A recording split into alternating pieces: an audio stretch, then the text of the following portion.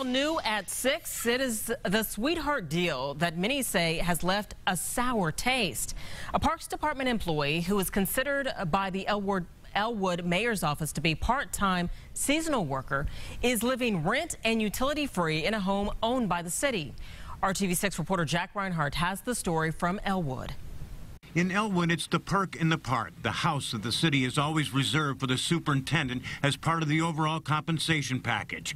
But for the better part of 3 years, it's been the home of part-time parks employee Akemi Roberts. And for just as long, she has lived in a city-owned home, rent and utility-free. I wouldn't call it free. I work for it. It's my, I get paid for 25 hours a week, but I work probably between 60 to 80 hours a week. So all those hours I work that I'm not paid for, it makes up for me living in the house. Robert serves at the pleasure of the Parks Board, now at odds with an interim mayor who is filling out the 8 months of a previous mayor who resigned in disgrace.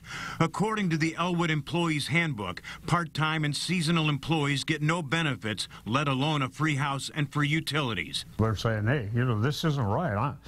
I've had employees themselves, hey, I'm a full-time employee.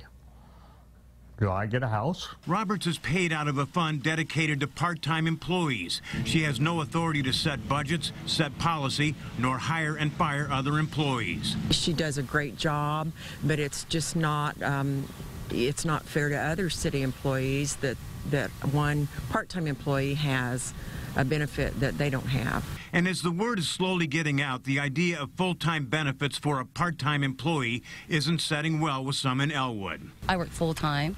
Nobody says you can live in the house for free, so she should have to pay just as much as the other people, just like everybody else does. Not fair. She works, she needs paid just like everybody else. The Parks Board meets next week, but for now, the fight over part-time employment has become a full-time headache at City Hall. In Elwood, Jack Reinhardt, RTV6. Parks Board Chairman Shannon Huffman tells RTV6 that the housing controversy is political.